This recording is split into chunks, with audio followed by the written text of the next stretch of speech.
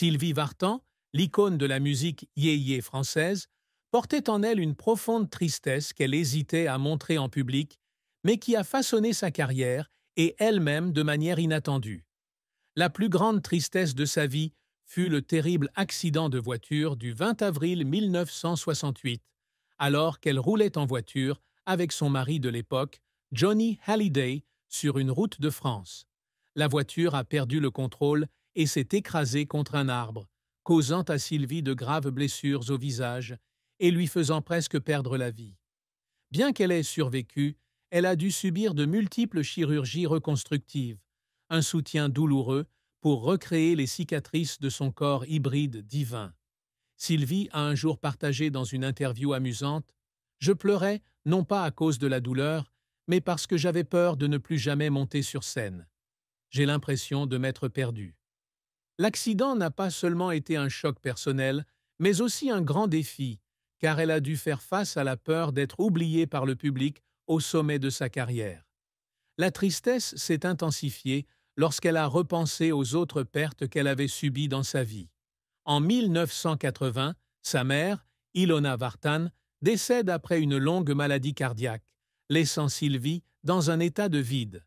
C'est Ilona qui a encouragé Sylvie à poursuivre la musique depuis qu'elle était une jeune fille émigrée de Bulgarie en France, et le décès de sa mère lui a laissé le sentiment d'avoir perdu une partie de sa plus grande inspiration. Cette tristesse n'a jamais vraiment quitté Sylvie. C'était comme une ombre qui la suivait silencieusement à travers ses glorieuses années sur scène, des performances éclairées à la lanterne au moment de solitude dans les coulisses. Cela transparaît dans sa voix, où des chansons comme La Maritza sont imprégnées de souvenirs de chez soi et de profondeur tranquille. La carrière de Sylvie Vartan est un long et haut en couleur, d'une jeune fille immigrée pauvre à la reine yéyé de France. Née en Bulgarie, Sylvie fuit le communisme avec sa famille et s'installe à Paris en 1952. Elle débute sa carrière musicale au début des années 1960 lorsqu'elle signe chez RCA Victor.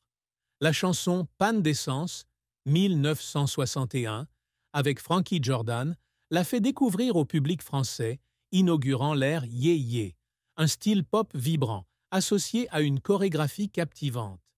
Des succès tels que Le Locomotion, 1962, Comme un garçon, 1967, et La plus belle pour aller danser, 1964, font de Sylvie un symbole de jeunesse et de liberté.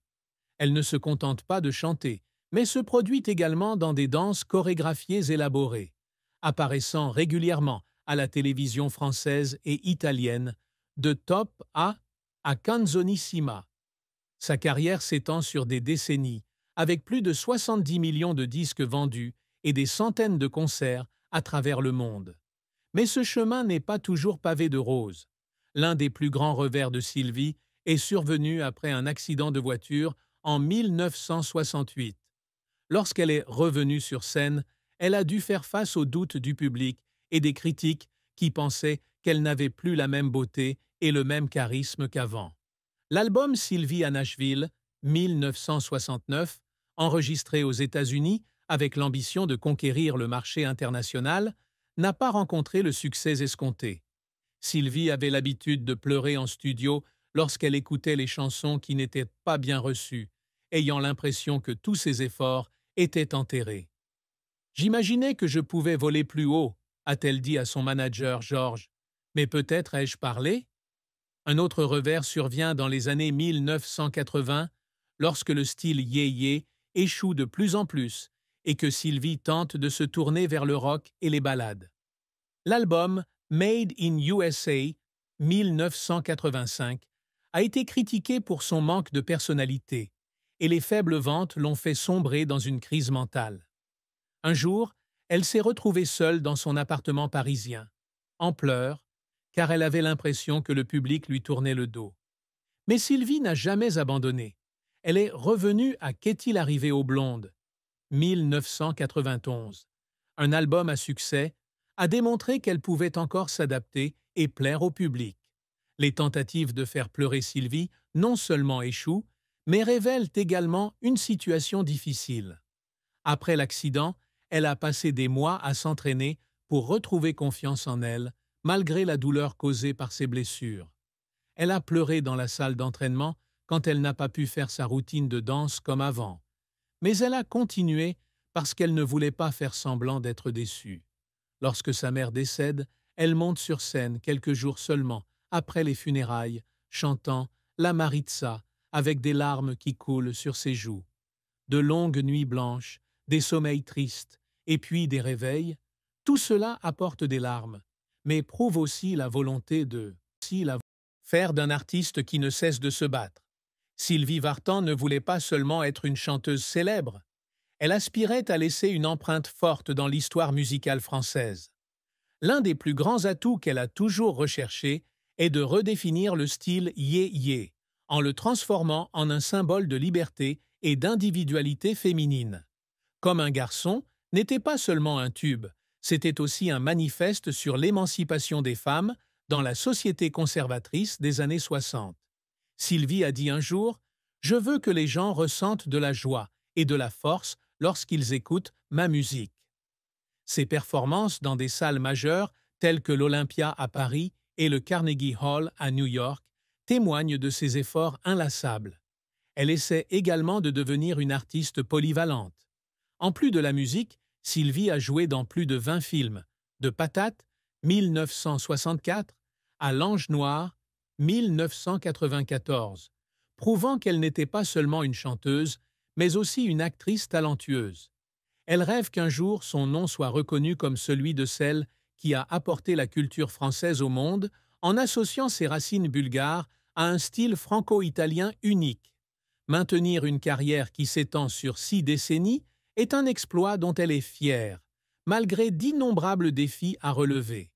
Un autre élément que Sylvie poursuit toujours est d'apporter une belle vie à sa famille. De ses jours difficiles en Bulgarie, elle a juré de ne pas laisser son fils David, né en 1966 avec Johnny Hallyday, et sa fille Darina, née en 1997 avec Tony Scotti, souffrir comme elle l'avait fait. Elle a travaillé sans relâche pour leur assurer un avenir sûr, et ce succès leur a apporté plus de bonheur que n'importe quel disque d'or. Sylvie Vartan a eu 2 mariages importants dans sa vie. La première rencontre a eu lieu avec Johnny Hallyday, le roi du rock français, en 1965. Ils se sont rencontrés alors que Sylvie était au sommet de sa carrière yéyé, et Johnny a été captivé par sa beauté et son énergie. Ils se sont mariés lors d'une cérémonie somptueuse à Loconville, mais leur mariage a été orageux. L'accident de voiture de 1968 fut l'un des plus grands bouleversements, car Sylvie estimait que Johnny ne lui avait pas prêté suffisamment attention pendant sa convalescence. Ils se sont mariés en 1980, après des années de tensions et de désaccords. Sylvie a pleuré un jour en disant à Johnny « Tu aimes la scène plus que tu ne m'aimes », et la douleur a laissé une cicatrice émotionnelle en elle. Son second mariage avec Tony Scotti, un producteur américain, a débuté en 1984 et lui a apporté la paix. Tony a rencontré Sylvie lors d'un événement à Los Angeles et ils se sont rapidement attachés. Ils ont eu une fille, Darina, et Tony est devenu un rock pour Sylvie. Pourtant, la tristesse de son premier mariage la hantait, la faisant parfois se demander si elle méritait le bonheur. Son amour pour Tony était une source de force, mais les souvenirs de ses jours douloureux avec Johnny étaient toujours une partie indélébile d'elle. Avec une carrière de plus de 60 ans, Sylvie Vartan a amassé une fortune considérable. Elle possède une villa de luxe à Paris, d'une valeur d'environ 5 millions d'euros, avec des intérieurs de style français classique. Elle possède également une maison à Beverly Hills, en Californie, d'une valeur de 3 millions d'euros, où elle vit avec Tony Scotti. Sa collection de voitures comprend une Rolls-Royce Silver Shadow, une Mercedes-Benz 280 SL classique et une Porsche 911.